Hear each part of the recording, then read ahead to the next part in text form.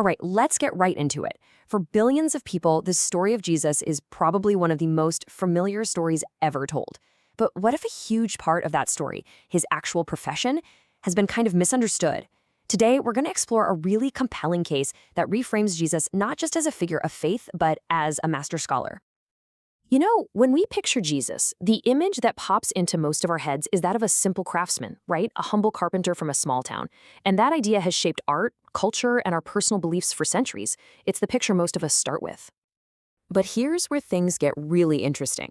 The sources we're digging into suggest that even though people might have called him the carpenter's son, Jesus saw himself and identified himself in a completely different way. And honestly, that little distinction could change everything about how we see his mission. This is the big question. It's the one he asked his own followers, and it's the question that really frames this whole explainer. So let's set aside popular tradition for a minute and just look at the evidence and the texts themselves. Who did people, and more importantly Jesus himself, say he was? Okay, so the first and, frankly, the biggest pile of evidence points to a very specific academic title, Rabbi. And this wasn't just a term of respect, it was a professional title with some really profound implications. Sure, Jesus was called a lot of things, Lord, physician, even king.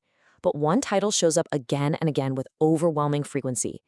In the Gospels, people call him teacher or rabbi more than 60 times. I mean, that's not just a background detail. It was clearly his primary public identity. And here's the kicker. He didn't correct them. He leaned into it. He confirmed it.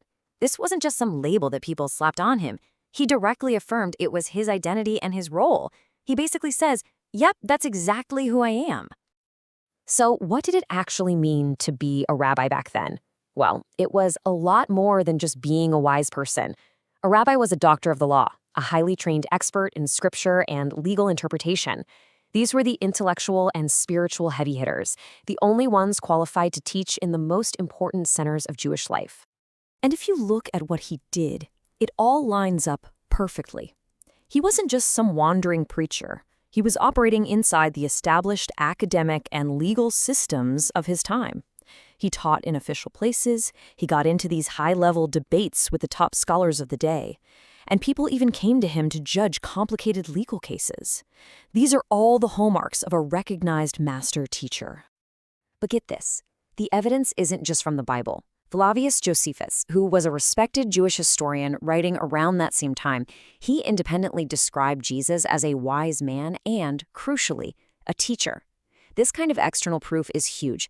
It shows that even from a non-religious, historical point of view, his main identity was that of a great educator.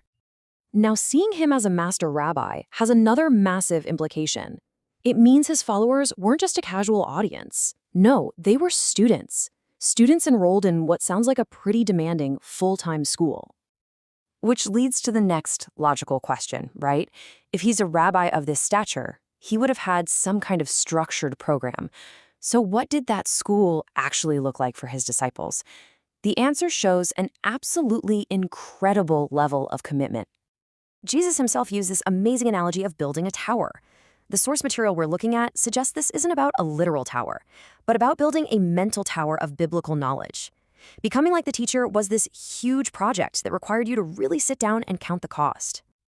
And to build that tower, you couldn't just do it as a part-time hobby. The source argues it required full-time, immersive study in these communal houses.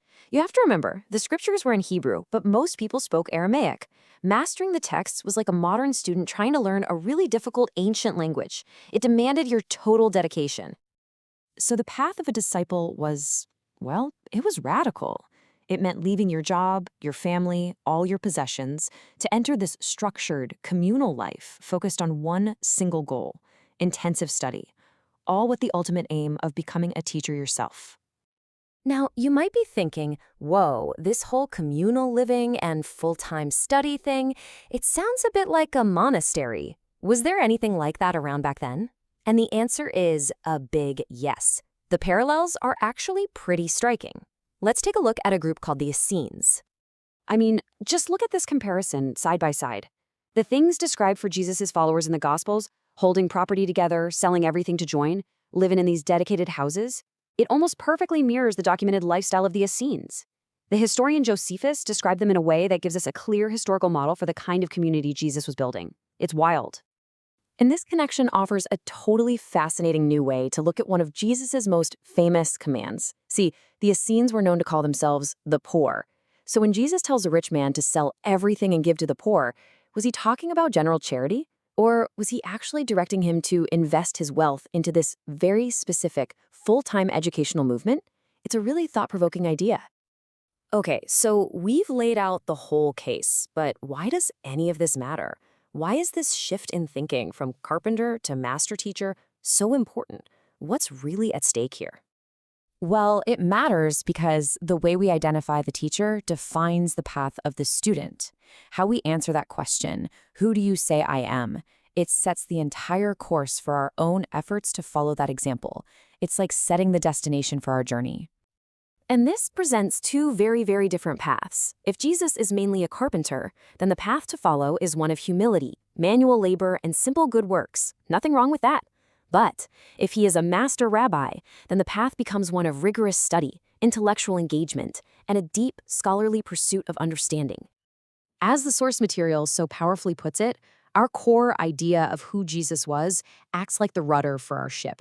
And if that idea is even slightly off course, well, we could have the best intentions in the world and still find ourselves pulling into a completely different harbor than the one we were aiming for. And that leaves us with this final, massive question.